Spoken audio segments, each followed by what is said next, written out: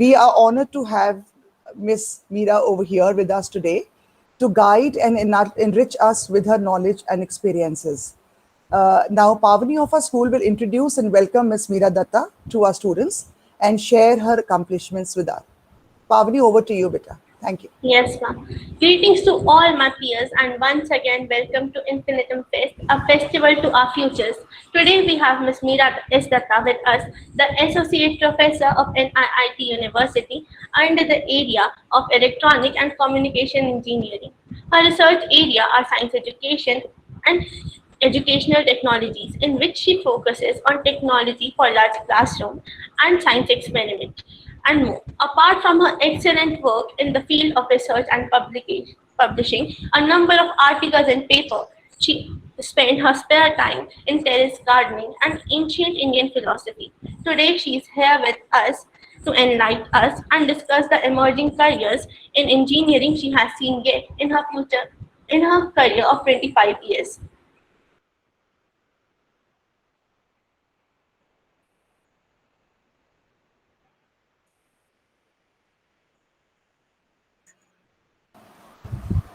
Yes, Meera ma'am, over to you.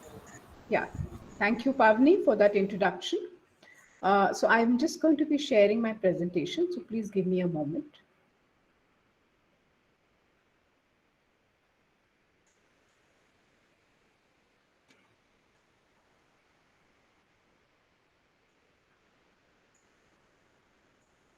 Is the presentation visible?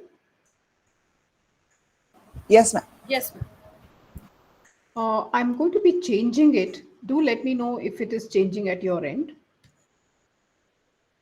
Has it changed? Not yet, ma'am. No. Not yet. Okay. I think I'll have to just fix this problem.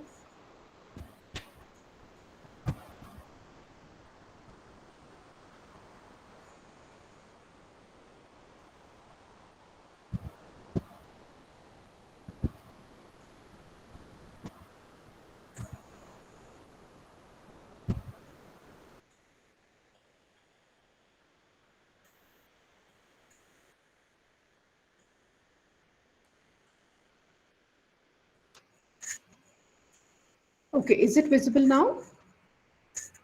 Yes, ma'am, that's visible.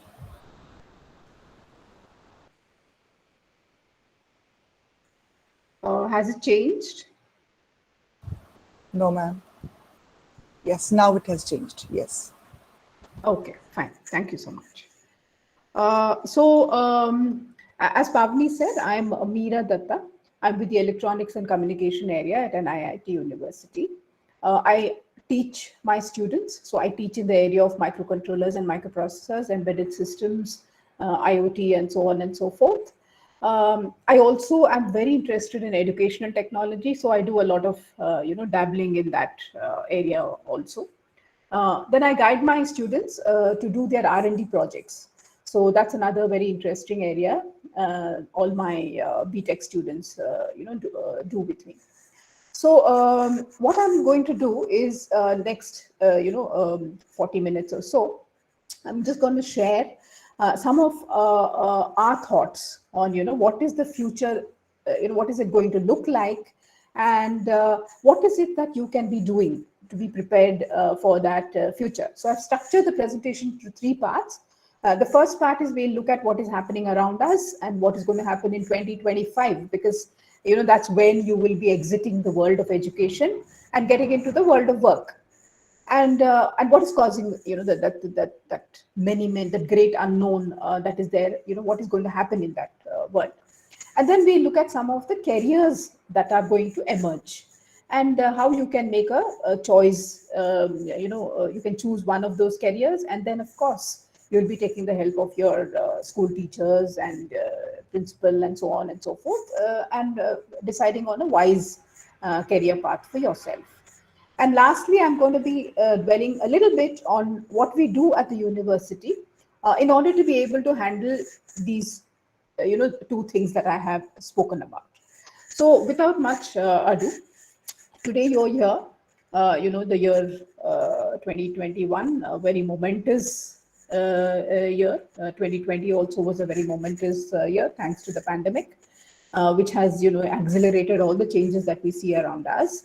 Yesterday belonged to us, your parents and people like me, and there we fairly clear. We had limited choices. We knew the path. It was a hard-coded path, and we knew what to expect at the end of it, which was a job. But in your case, when you exit 2025, you have very many choices. That's one thing. So you'll have to make a choice wisely after duly knowing everything about the field that you want to join. There are many, many paths in order to be able to achieve your goal. And interestingly, there'll be very many people also. So which means you'll need a different set of skills in order to be able to achieve a good career. So now let's look at one question which I generally ask. What's your life plan? I've asked it in several schools, so I get very interesting answers from saying I want to be happy to, I want to be rich or win a Nobel Prize and so on and so forth. But irrespective of the career choice that you make, it actually can be put into three baskets. So you could be doing research, you could be building a career for yourself in a company or an organization, or you could be running your own business. So typically these are the three baskets into which any of the career that you choose will fall into. So if this is what it is, let's look at some of the areas that you might want to get into. I'm sure several of you would have probably have one or two of these areas in mind. And let's look at some of the roles that exist in these areas. For example, those of you who want to be, get into the world of medicine, maybe you want to be a doctor or a surgeon. Some of you are interested in teaching. You may want to be a teacher or, lecturer. You may want to be a scientist. You may want to be a patent lawyer and so on. Now, interestingly, what data tells us is that 50% of these careers will be redundant by 2025. So which means by the time you exit from your world of study and get into the world of work, that career itself will be redundant. Now, the career will be redundant in its current form. So mind you, the career itself will not be redundant, which means the doctor himself will not be redundant, teacher will not be redundant, but in the current form, it becomes redundant. So what does that mean? Couple of examples. For example, a teacher. So all of us now, even I teach, your teachers teach. And of course, as learners, all of us now, thanks to the pandemic, we know that we have all become online teachers and online learners in a very short period of time. So which means we have had to learn additional skills. And that whole concept of sitting in a classroom and listening to something and lab and so on is sort of seems to have disappeared temporarily. So that's one thing. Same thing with a doctor. Now, a doctor, if you're going to be a surgeon, suddenly you will be entering into this surgery where you will be actually doing a surgery along with the assistance of a robot. I'm sure some of you would have heard of the Da Vinci robot. So that is something that helps you, a doctor, to perform surgery. So that's how it's going to change the career. Now, what is driving this, this change? And what will continue to drive the change? So it's not that it's just going to change and then stop, but it's going to continue. Now, what is driving the change is technology, especially digital technologies. So that's the term. And the whole, this whole phenomena where, our whole society is getting affected by digital technology. So that is given a name, and that's called digital transformation, which means our society is now undergoing digital transformation, and very rapidly thanks to the pandemic. Now, I'm sure all of you have heard of these, terms: robotics, electric vehicles, flying drones, and so on. If you look at all these technologies like big data, AI, and biotech, and all, you find that some of them are applications. So a driverless car, for example, is an application. Electric vehicle is an application. Now, what is driving these? So certain technologies, which is robotics, 3D printing, and so on. And biotech, by the way, is a very a technology that's driving so many things now. In fact, it's getting into the space of technology per se also. So you have, artificial limbs, organs that are grown in the lab, and so on. So now underlying that also, what is it that is driving? You have four core technologies that's virtually driving everything else. So that is the Internet of Things, big data, AI, artificial intelligence, and cybersecurity. So what is Internet of Things? Very quickly. So if you look at it, right now we are all Internet of human beings, because I am connected to the internet, you're connected to the internet from your homes, and your teachers are connected to the internet, and so we all are communicating, and we have become an Internet of human beings. Similarly, social media also. So we could be, in real time, we could be offline. uh, Replace all the humans with things. A thing could be a vehicle, a thing could be a tube light in your home, a thing could be a toaster, a thing could be an oven, it could be a washing machine, it could be just about anything, and that becomes an Internet of Things. So what is it that distinguishes Internet of Things from, Internet of Humans, is that Internet of Things generates a lot more data than humans. So humans also generate humongous amount of data. Add to that things, and you will land up yourself in this whole world of big data. But there's so much data that a human brain finds it very difficult to crunch this data. So again, we take the help of machines there and algorithms, and that becomes the domain of AI, artificial intelligence, which helps us handle this big data and make sense of this data, and maybe give us some pointers as to what decisions to take. Now, wherever there is data, obviously there is cybersecurity, because you need to protect this data, the privacy of this data, and the data should not fall into the hands of the wrong people and get misused. So hence, cybersecurity becomes critical. So again, once again, I'll just repeat: Internet of Things, big data, AI, and cybersecurity are the four areas which are literally driving everything else. And the fifth one, of course, is biotechnology. So I would say that these are the five areas that are driving and are going to continue to drive going forward, at least for the next 15, 20 years. Now, if this is what it is, the technology is changing so rapidly. And today I'm going to be learning, say, some a bunch of algorithms in AI. And 4 years down the line, the industry is using another set of algorithms. So what is it that I should be doing? If the domain knowledge itself is changing so rapidly, as a student, what is it that I could be doing?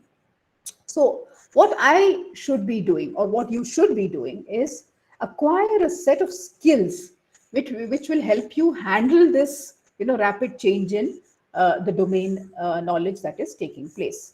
Now, there's a name given to that. It's called the 21st century skills. So some of them are skills of the mind, like creativity, critical thinking, curiosity, and so on. Problem solving is another skill, analytical thinking. So these are some skills of the mind. So along with acquiring the domain knowledge, these are some skills that any program of study that you get into should also concentrate upon. In addition to that, you will be dealing with people, okay? And you may also be dealing with machines, for example. So collaboration, teamwork, communication, cooperation, networking, and all becomes another set of skills that are very critical in the digital age.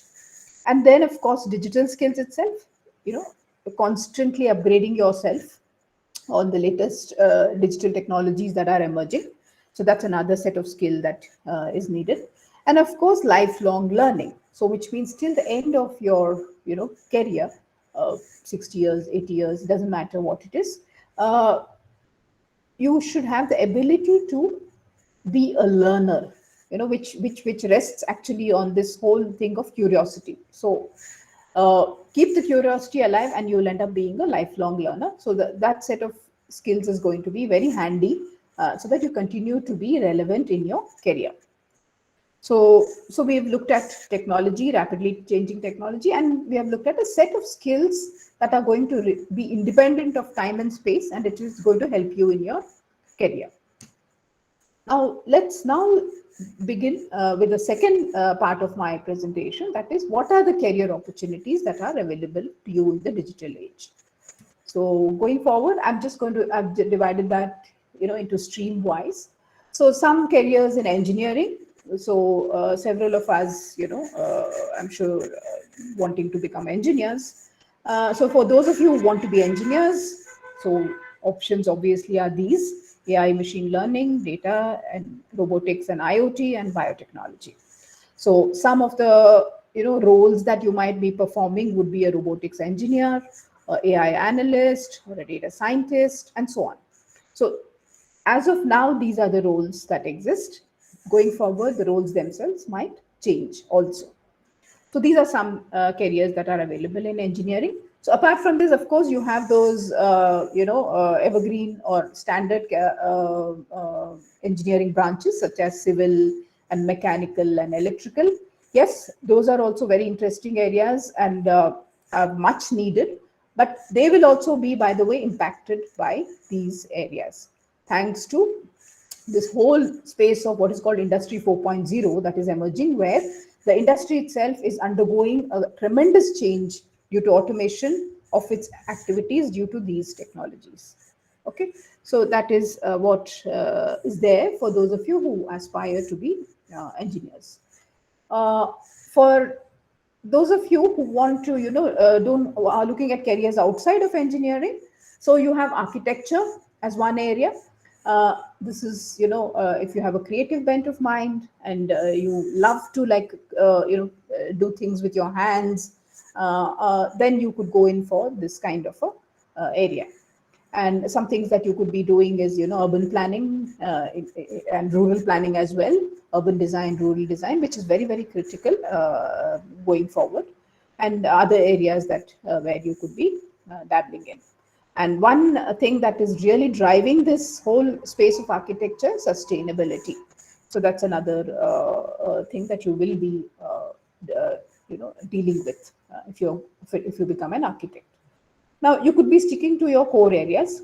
So some of the PCB students might like physics more than chemistry or math. Some of you might like maths more than chemistry or physics, and so on. And you want to go deep into that area. So you could do that also. A wide range of options available for you there. But interestingly, if you look at it, most of them are interdisciplinary. For example, geophysics is an interdisciplinary area. Medical physics, biophysics, and so on are all interdisciplinary areas.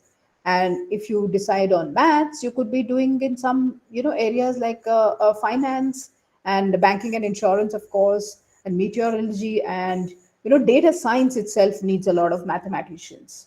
So that's another connect that you can see that's happening. And similarly, the case with chemistry. So what will characterize for you is the interdisciplinary nature of the careers that you will be entering into. Now, some more careers outside of engineering. So you could be getting into this whole area of statistics. Those of you who love data, who like to arrange data, see it in the form of graphs, and look at trends, analyze, and make some predictions. So this is one domain that is available. There is also physical sciences, which is when you want to move beyond physics and look at its applications. So you could be doing that also, and become a geologist perhaps, or an astronomer, and so on. Then cybersecurity itself is also a non-engineering domain, so to speak, where you could be an ethical hacker, where you could take up short-term courses and end up becoming a penetration tester, which means where you are looking at has the security of the system itself being harmed. So that is something you could be looking at. And of course, there's this whole domain of merchant navy, which is interesting area for those of you who love adventure and generally want to be on the sea. So there it deals with cargo, transportation of goods using the sea as a means. And there are both, by the way, there are both engineering and non-engineering careers here. So that's a possibility for both PCM students as well as non-science students. Now, what are the careers available for PCB students? So you could be, dealing with your own area, biology and life sciences, so the core area, and getting into research or getting into some kind of an applied thing like a lab technician. I'm sure several of you want to be, allopath doctors. Apart from modern medicine, You do have alternate branches of medicine, which is homeopathy, Ayurveda, and Unani. And interestingly, especially given the pandemic situation, it has actually brought out the importance of a holistic approach to cure. So, two examples that I would like to share with you is one is the Medanta Medicity, that hospital. I'm sure several of you would have heard of that hospital. It's run by Dr. Trehan. So, Dr. Trehan was giving a talk to our students, and he was sharing that how he has this whole research wing where the modern medicine doctors, homeopaths, Ayurved, Veds, they all sit together and worked together in order to arrive at a treatment for a disease. And interestingly, the patient goes home quicker and at a lesser cost. So if you were to combine these three, so this was a very interesting finding that Dr. Trehan was sharing. So for those of you who are genuinely interested, in the space of caring and curing, you have not only modern medicine, but you also have alternate branches of medicine available to you. Okay, and then of course there is this whole allied medicine where there is this whole system which has to exist in order to support the medical care system. So which includes audiometry, optometry, which is to do with eyesight, and then you have imaging, which is to do with MRIs and X-rays and so on. Then you have this medical lab itself. So that's another areas. These are some of the areas that you can get into and are available under the area of allied medicine. Now, another interesting and growing field and quite important is nutrition and fitness. So there you could be a dietitian, you could be a yoga practitioner, a fitness trainer, nutritionist, and so on and so forth. So these are some of the careers that are available to PCB students. Now, all the areas that I've been talking about, by the way, will be affected by technology. So whether even if you're a nutritionist, interestingly, you will be probably at least dealing with apps and how to manage your all your clients using apps. So that's another thing. And PCB students, again, for those of you who like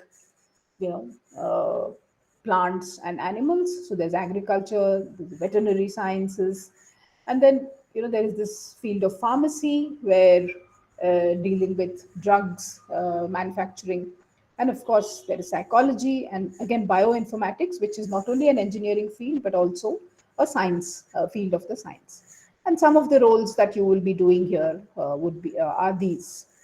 So now let's move on and look at what are the options available for students from the commerce domain. So you have your traditional finance, banking, get into a financial institution or a banking institution. Also required in a lot of companies, which deal with like, for example, Amazon and so on. So even such companies also will be needing finance and finance people with the finance background. And interestingly, the shape of companies itself has changed thanks to technology. So that's something that you will find. For example, a banking is no longer a traditional bank. The banking operations have changed enormously thanks to technology, and a lot of and nowadays, even when you get into the banking field, when you do finance, you will be expected to know a little bit of what is called fintech, how to apply technology to the area of finance. Stock brokering is another area, accountancy is another area that is available for students from the commerce background. A few more careers.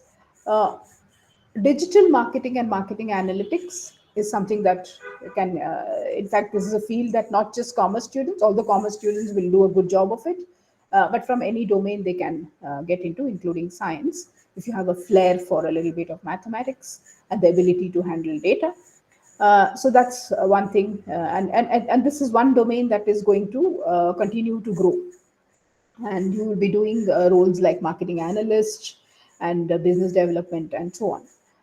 Another area is actuarial sciences, And that's another area where you'll be again applying data handling skills to the area of, for example, insurance. So if you have to, some of you who are familiar with the insurance thing, you know that there's a premium that has to be paid, and there's an amount that is uh, put, and that amount, there is a reason why that amount is derived at, and that is because a lot of data has been analyzed. How long we live, and if it's a heart disease, then what is its how does the course of a heart disease take place, and when is it likely to become dangerous, and so on and so forth. So there's a lot of data analysis that happens, and then the premium amount gets fixed. So that area, which actually is the analysis of risk, and applied to insurance, is called actuarial science. It can also be applied to healthcare and business and so on. That's also an interesting area that is available. And of course, there's this area of management. So when you get into management, just not just managing of a company, but also forecasting and deciding on which path the company should take for growth. So that is also becomes critical, and again, hence data analysis becomes critical. And there is finance, banking and fintech. I think we saw that. So these are some of the options available to the commerce students. Now, let's look at some of the options available to the humanities stream. Okay, so again, in the humanities stream, you could be sticking to your domain areas. So maybe psychology and sociology. You want to be doing something there. So you could become researchers there, or teachers, or get into applying what you have studied. So hence become counselors. Then you can become, life coaches, family therapists, and so on. Sociology, you can get into HR, and go into policy making, and so on. Another two very interesting areas available to the humanities stream is the area of social services and political sciences and international relations. So in the area of social sciences or social services, sorry, is this whole space of NGO, the non-government organizations, which are working right at the grassroots level as well as at the policy making level. And apart from that, you have CSR, the corporate social responsibility division of virtually every large organization. So both of them deal with the same set of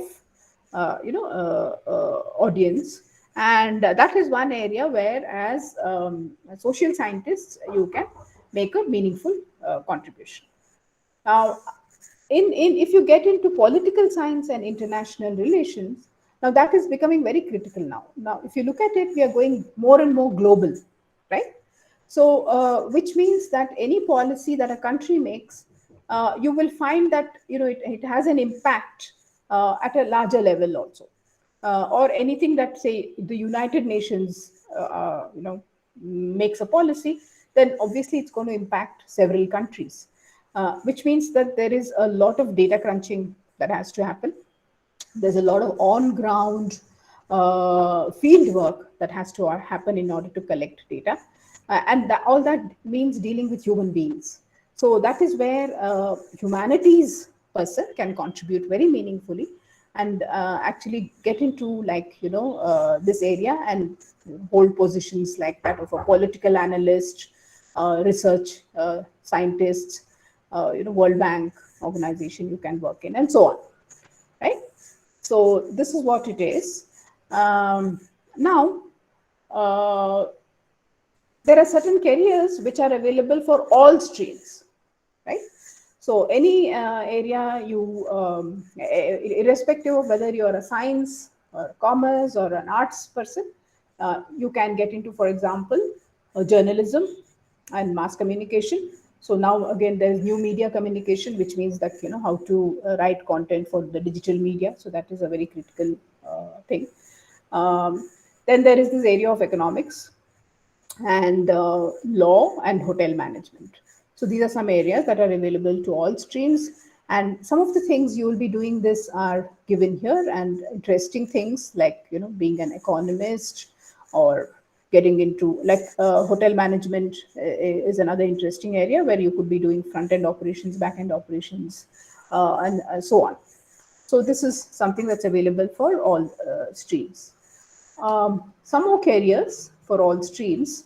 Again, from those who are interested in design, in the sense those who have a flair for creativity and who like to do things, draw things, etc., with their hand. So design is an area that is available and extremely interesting area, spans across domains. So you could be an interior designer, you could be a designer of textile, jewelry, and so on. And interestingly, you can also be a UI UX designer, user interface, user experience designer, which is a very critical role now, given that a lot of what we do has gone online. For example, if you look at Amazon, and the buying experience. So all Amazon is interested in is how to improve the buying experience of the user. So, and that entire thing hinges on UI UX design. And website developers, every institution has its own website. For example, right now I am in the midst of looking at our NIT University website, and we are trying to revamp our website. So we have a UI UX designer also sitting there and telling us, how can we make your website friendly to students so that they find what they want immediately. So that is another role that is available. And then there is a role of animation and graphics. I don't think this needs much introduction, because your generation is into a lot of what gaming and 3D animation and 3D movies and so on. So those of you who are interested in that domain, technology, using technologies, and for in that domain, that this is an area that you can get into. And doesn't matter which stream you come from, all three streams. And then you have aviation and defense. So these are a few areas where you can get into. So now I think having looked at this, I'm going to spend a little time on what we do at our institution and why we are doing what we are doing. Okay, so I will begin first by looking at the programs that we are offering. So we offer technology programs and we offer management programs. And these are programs that are offered to students who have completed their 12th. And if you look at the technology programs, so we have a 4-year program, which is the traditional BTech program. We also have integrated MTech program. And then we have another interesting program, which I will just describe shortly. So under the BTech program, we have the standard domain areas, which is computer science and engineering, electronics and communication engineering, cybersecurity, data science and communication, and computer engineering, and biotechnology. Now, data science and cybersecurity was normally not considered as an engineering domain until a few years ago. But now there is enough knowledge development that has happened in both these areas, and hence they can be offered as an engineering stream by its own. Because whenever a stream is offered in the engineering domain, then when students get out as engineers, say data science engineers, then it is very important that they should have a career that is going to last for a long time, which means the area itself should continue to grow. So this is one area that's going to grow, and cybersecurity is going to grow, and hence we are offering a separate engineering degree for those of you who have already made up your mind to do data science or cybersecurity. So there's an option to become a data scientist or a cybersecurity specialist. Then, of course, there are the traditional computer science, electronics and communication, and computer science engineering. And biotechnology is one more area because it's completely aligned to these areas. So that is the reason why we give these areas where knowledge is getting generated rapidly. And of course, these 4-year programs can be treated as a 5-year integrated programs also. And then one more area which we are giving in and a program, it's called Integrated MSc in Computer Science. This has been given because we find that a lot of students, biology students, who have dropped mathematics, not because they don't like mathematics. It's because they want to concentrate on medicine, getting into an MBBS degree or any other area. So they now realize that they don't have an option of getting back into computer science because they have dropped mathematics. So for such students, there is a 4-year integrated MSc Computer Science degree for the biology students. So at the end of it, you become a computer science engineer, and you get into jobs as a BTech computer science student would do. Additional advantage because you have a master's degree there. So this is the thing that we offer in the technology domain, and completely aligned with all the 4 technologies that I described earlier. Again, management is another thing that is very critical. So there we do a 3-year BBA and a 4-year integrated MBA for class 12 students. Now, very quickly, what is critical?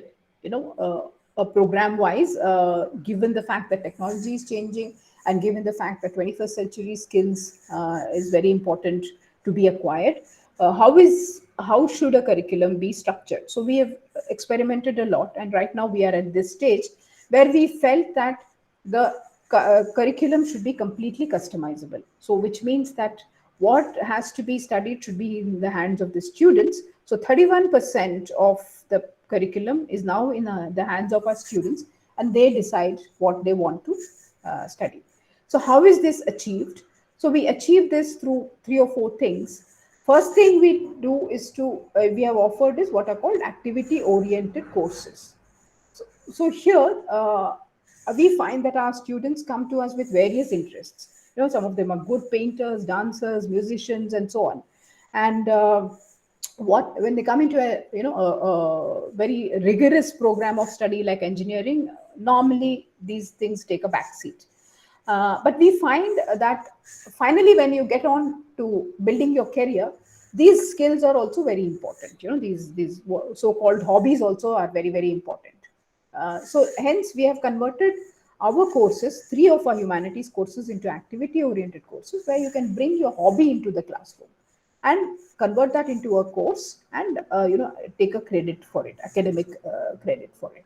So this will stand very good again if you are, for example, interested in going into higher education, especially abroad. Then of course you can customize your curriculum through specializations in standard areas, and then there are projects, industry projects as well as research projects. Research projects are guided by the faculty themselves, and industry projects are guided by an external industry person who comes over. And all our students also undergo industry practice. This is because I think we discussed rapidly changing technology curriculum. So which means that if our students have to be current and with the current knowledge, then necessarily they should be linked to the industry. The curriculum should be linked to the industry. So hence we have this mechanism where 6 months, last 6 months, the student spends working in an industry under the guidance of an industry mentor as well as a faculty mentor. So they come out as thorough professionals. And there are minors which you can do in your non-domain specialization. So which means, like, if you're an engineer, you can get a minor in finance. If you are a management person, you can get a minor in technology also.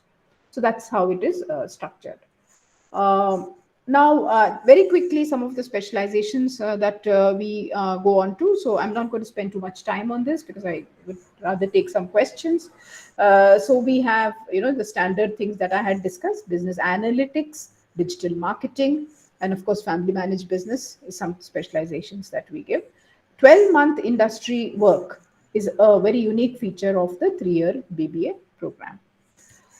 Our MBA program again has specializations in these areas on finance, banking, and fintech, and so on. These specializations are open to change. So depending on how technology progresses, this will continue to change because we have a industry advisory board advising us on what specializations to offer.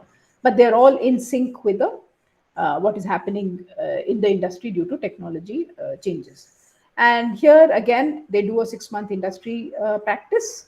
And there is also an option for international immersion so that you become a global professional. Some specializations that we give in computer science. I think again, like, these are some terms which I had used earlier also. Cloud computing is another term which might be new to you, but then which is pretty evergreen kind of a term, and virtually everybody is now going on to the cloud. I'm sure, including your school, which is going on to the cloud. This is for our MSc in computer science people. So, which means the biology students who have dropped maths also can do these specializations. In addition, they can do computational biology and they can do bioinformatics, their own core areas. Similarly, if you look at the specializations that are given in computer science and engineering, so then these are some of the specializations that we give in electronics and communications engineering, and some specializations that are given in the area of biotechnology. And going forward, the new areas that I mentioned, data science and cybersecurity, so there are specializations there also. And apart from what I said, domain area and how to deal with the domain area so that you become develop professional skills, we have another set of initiatives we have put in place. This whole culture of clubs, where these clubs are completely student driven, and even during the time of pandemic, almost all the clubs were active. A poetry club, a drama club, every club was active during the pandemic also, including, interestingly, our club, which was technology based club also. So we kind of had an arrangement where lab work was happening. It was being handled by the lab in charges, and the students were designing sitting in their homes. And everything is student driven. We have community connect because it's very important for us that our students connect with the community around them and sensitize themselves, to their neighborhoods. So they go out into the surrounding villages and identify the problems and try and come up with solutions for that. To be able to be sensitive to the global cultural community, we have TALF, the Asian Lenses Forum, where you sensitize yourself to the entire, cultural nuances that is happening around, not just within the country, but around in different nations also. And of course, we have TEDx. So these are some of the things. Now, very quickly, research is something that the university concentrates on. Probably one of the few institutions where we encourage undergraduate research. Interestingly, this was very highly appreciated by our chancellor. Because he felt that this is something that you should go into the new education policy also. In fact, I think it is there as part of the new education policy. What it has led, interestingly, is to startups. So research projects have actually got converted into startups. So we have Atif Inayat Khan, who started his own drone company, and he worked, which he started off as a research project. Then we had Shikil and Anand, who were actually worked in the domain of cybersecurity, and they also came up with a new idea, and that they started a company, and which was very richly awarded. Similarly, our BBA and MBA students, IMBA students, integrated MBA students, have also participated in several business challenges across the country and won awards for themselves. Placements, I think till now we have achieved 100% placements, and that is thanks to whatever it is that we have put in place. And research is another thing our students have gone into. They've joined research organizations as well as higher education. So as I mentioned in the beginning, there are 3 things that you could be doing: a career for yourself in the company of your choice. You could be doing research, or you could be doing, getting into higher education, and you could be starting your own company. So all the 3 we have tried to achieve and enabled our students to help them achieve their dreams. So I think this brings me to the end of my presentation. I would now stop here and would like to take any questions that students might have. Thank you, ma'am, thank you, ma'am, for sharing the wide spectrum of the different courses which are available, in the different streams. So we have a few questions from the students. So the first question is from Ansingal. Ansh, Uh, you can open your yes, ma'am. camera. A very good morning, ma'am. Good morning. Ma'am, I want to ask, what are some of the fastest growing careers within engineering? Okay. So, I mean, that's really like what I had mentioned. So, AI, artificial intelligence, that's one area. Then you have its allied thing, data science. So, AI, data science is another area. Then you have IoT, Internet of Things. So, I would say these three areas are ones that are, really, really growing fast and also impacting other areas. So, very important to keep in mind, for all students. So AI is not necessarily only for AI engineers, Ansh. Even if you do electrical, you may have to dabble with AI. So I would say I mean, if you want a very short answer, AI, data science, and IoT. So these are the three domains which are growing very, very fast. Thanks a Ma'am, lot, one ma'am. question from me. Ma'am, is industrial engineering a good move for career? Can you just repeat that question, because I think I Ma'am, didn't hear it is, very well. ma'am, is industrial engineering is a good move for career? Industrial engineering, right? Is that what you said? Yes, ma'am. Yeah, yeah. Yes, ma'am. Oh, yes, it's an excellent choice, because what is happening now is uh, Industry 4.0. So you can just Google for that, Industry 4.0. And every industry, the manufacturing industry and all kinds of industries are now going to be using AI and machine learning and automation into their processes. Okay, so which means that industrial engineers now become very critical. So I think that's an excellent choice that you can make. And do take a look at the curriculum carefully, because that curriculum has to be the latest curriculum, right? So it has to be Okay, ma'am. have a component of IoT in it, and it has to have a component of additive manufacturing, automation, etc. in it. Okay, then only it becomes a relevant uh, domain. Okay, The other ma'am. Thank you, option ma'am. would be that you do a specialization in IoT, robotics, and all, and get into an industry of your choice. For example, if you're an IoT and an automation person, you can get into aviation, you can get into automobile. So that's another path. Like I was telling you, there are multiple paths to achieve the same goal now. So that's, you can consider that way also. Okay, ma'am. Ma'am, I want to ask that is aerospace engineering a good option? Absolutely, yeah. Aerospace engineering is a good option. It depends on what you want to do in aerospace engineering, because you have a lot of dreams, right? I mean, some of us want to. I mean, I've heard students wanting to say, "I want to get into, what NASA is doing," for example. Some of them are interested in, commercial aerospace, or you could even be interested in, something as simple as a drone technology. So definitely, yes. Going forward, it's going to be a very critical field for the country also. So that's a good domain to have. You can get into space. You can think of getting into space also. Thank you, ma'am. Ma'am, I want to ask which entrance exam is taken by your university for admission in an engineering course? Which entrance exam? Is taken by your university for admission in an engineering course?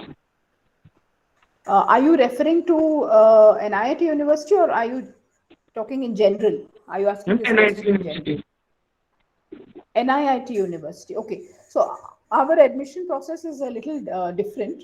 So we don't conduct our own engineering, entrance examination like most universities do, because we feel, I think students have anyway given enough engineering entrance examination. They're pointless making them, take one more exam. So instead, what we do is we accept the standard engineering entrance examination score. So whether it is JEE or whether it is any state board, like CET or whatever. So any of those boards we take as one of the criteria. What is important for us is that you come for an interaction with us. So there's a faculty panel with whom you interact, and during that interaction, you will be asked to fill a questionnaire, and where you will tell us why is it that you chose engineering, and what do you intend doing, and everything, all your aspiration, your dreams, and so on. And there'll be a discussion with you.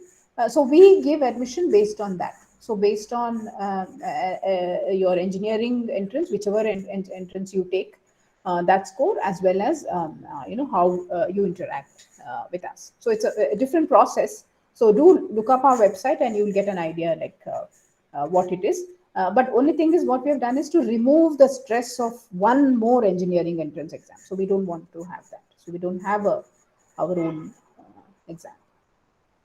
Thank you, ma'am. Ma'am, has the pandemic changed engineering?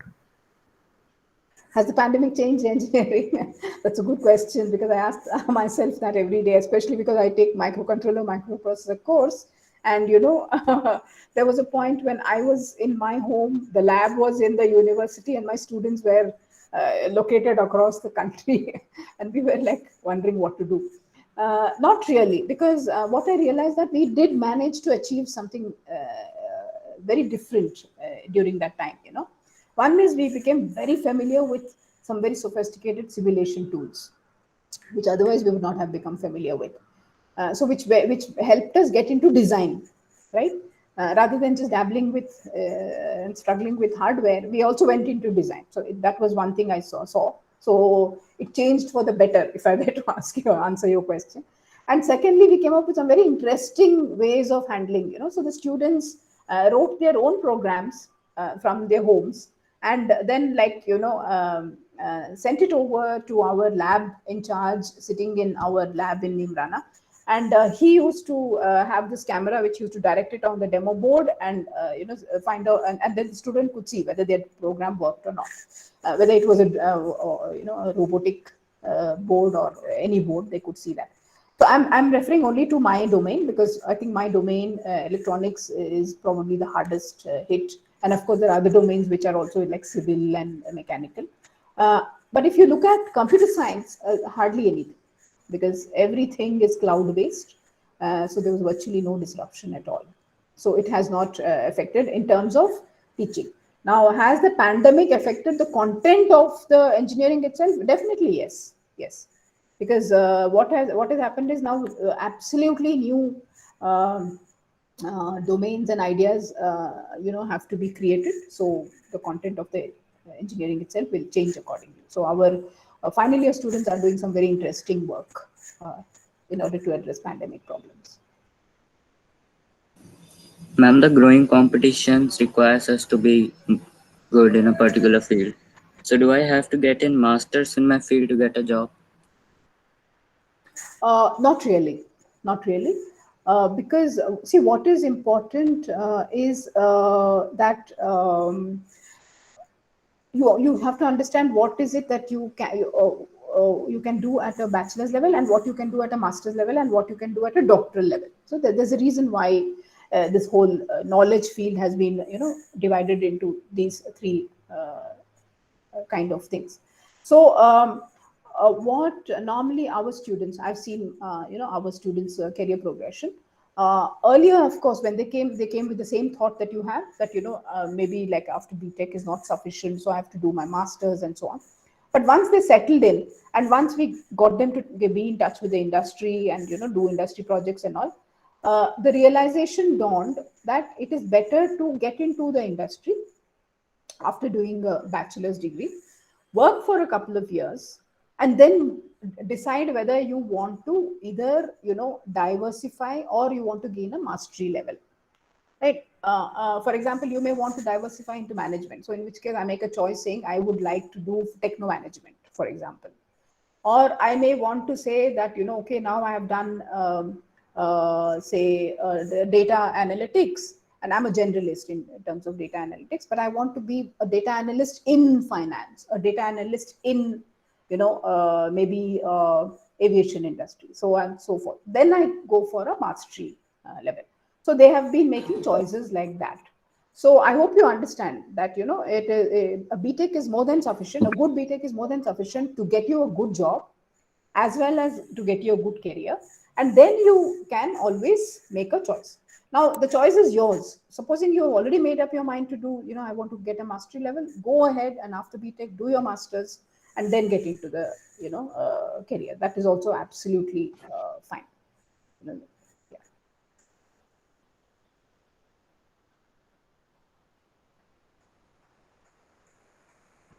Good morning, ma'am. I would like to ask you a question. How important is it to take coding classes while in school to become an engineer? See, coding helps you become a programmer, right? Yes, ma'am. It is one of the skills that you will possess as an engineer. It's not the only skill. So if your intent is to be a programmer, you don't even need to do engineering. You might as well, get some certification course in programming. If you're an engineer, then you will actually be doing design.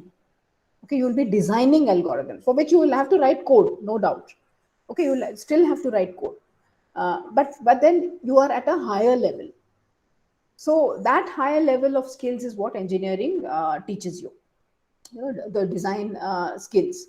So answering your question, how important it is to know coding? Yes, coding is required, and as part of engineering also you will learn coding, so that is not such a difficult thing. But if you have, I'm sure all of you have a lot of time on your hands now, so it will be a very good thing to just learn coding on your own. I mean, there are enough websites and enough places where you can just get onto GitHub, and you can just start contributing also codes there. That's a very good place to learn coding. So that way you can always learn coding. Now, is it a critical skill? Not really, because anyway, as part of your engineering, you will be learning coding. Ma'am, one question. Ma'am, which field of engineering is better option as future Which field of perspective? engineering? Which field of engineering is a better option? From which perspective? Ma'am, for future. From the career perspective? From a career Yes, future ma'am. perspective. Okay. Yeah. So I think that I had discussed, so if you look at the future, so what essentially, I mean, how would a typical person think? So you will say, okay, I want to finish with my study, and then I want to get into interesting job, and in that job there should be a good career progression, right? So if that is what is the intent, then as I had discussed, those 4 core technologies, computer science, which has the IoT and data science and AI, and so those are kind of emerging fields which are there here to stay for the next 20 years, and which offer some very exciting career options. So that is always available. But having said that, my suggestion would be, do reflect on yourself, and ask yourself, what is it that you find exciting to do, and then make a choice accordingly. So if you enter into, say, architecture, I'm just giving an example. Supposing you really love, designing things, and that whole domain you find very exciting, you will build an absolutely fantastic career for it because you're driven by your passion, right? So it's very important that one, of course, is to be completely in touch with what is happening in the world around you, where are the good careers available, interesting careers available, and so on. But at the same time, be in touch with yourself also, right? And ask yourself, oh, there's a very good career in coding, in algorithm design and all that. But am I the kind of a person who wants to sit in front of a PC 24/7? I may not be. I may be an outdoor person. So in that case, it's better, you're better off to select a good option. So do that bit of analysis also. But answering your question, where are the careers available currently? They are available in these areas that I mentioned. Computer science, data science, Internet of Things, robotics, and so on. Okay, ma'am. Excuse Thank you, me, ma'am. ma'am. Welcome. Excuse me, ma'am. Yeah. Ma'am, my question is that, ma'am, how should I prepare to increase my chances of getting into a better college for biomedical engineering? For biomedical engineering. Yes, ma'am. Okay. So now, so when you say biomedical engineering, I'm assuming that you're very interested in building biomedical gadgets. Is that what excites you? Ma'am, yes, ma'am. I'm exploring other options in engineering. So you're a PCM student? Yes, ma'am. Okay. So now, for to get into my biomedical engineering, you can take like several routes. Okay. One is to take the route of electronics engineering. So any basic electronics degree, there you can specialize in biomedical engineering if the college is offering. If the college is not offering, like what we do at our NIT University, if a student comes up with these, no, an area which the university actually is not offering formally, what we do is to immediately tie up the student with the respective industry.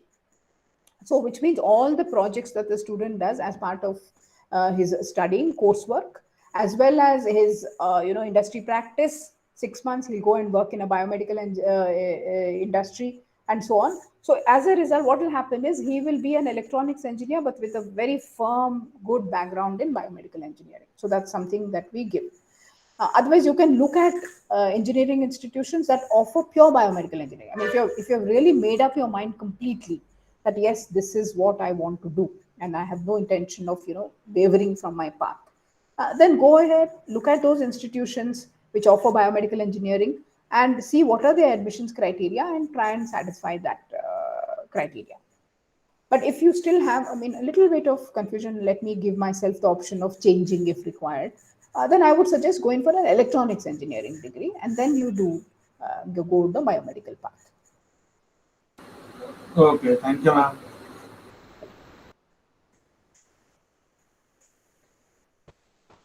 Yes, any more questions?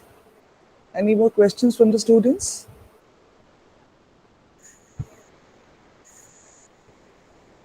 Okay, I have a ma'am. question that I would like to ask.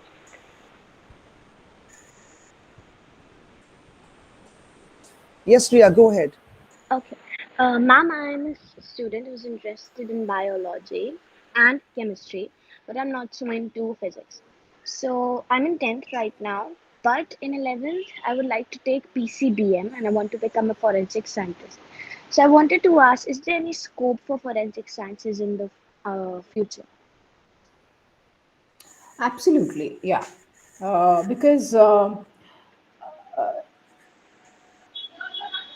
I think there's a lot of noise. If you could just be turned up, yeah, yeah. Thank you.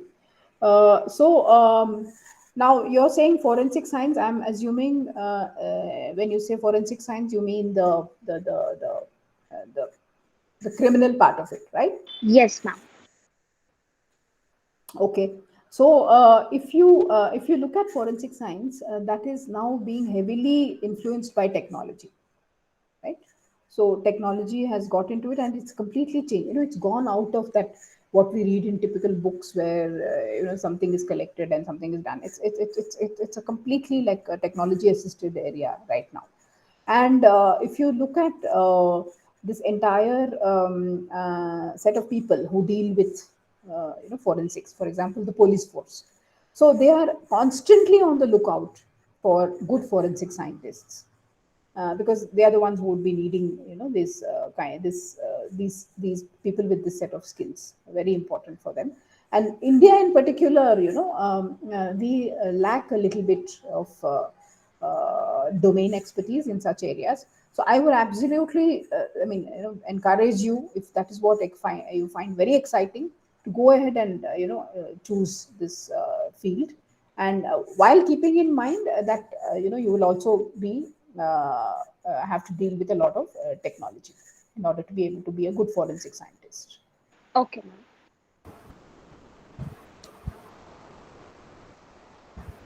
Yes, thank you so much, ma'am, for such an enlightening session and making our students aware of the emerging careers in engineering.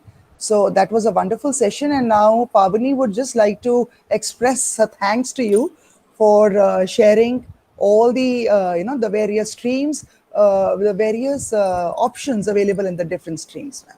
So over to you, Pavani. Thank you, ma'am, for such a great session. It was quite helpful for me, and I believe for my friends as well. All the doubts and all the confusion are cleared are disentangled in our mind. Thank you, ma'am. It was a great opportunity to have a session with you. Thank you, Pavni, and thanks to all the students, and thank you, ma'am, Kiran ma'am. And it was very enjoyable. I really enjoyed interacting with the students. I think they came up with a lot of questions. So very nice. Thank you so much, and all the best to the students. Thank you so much, ma'am.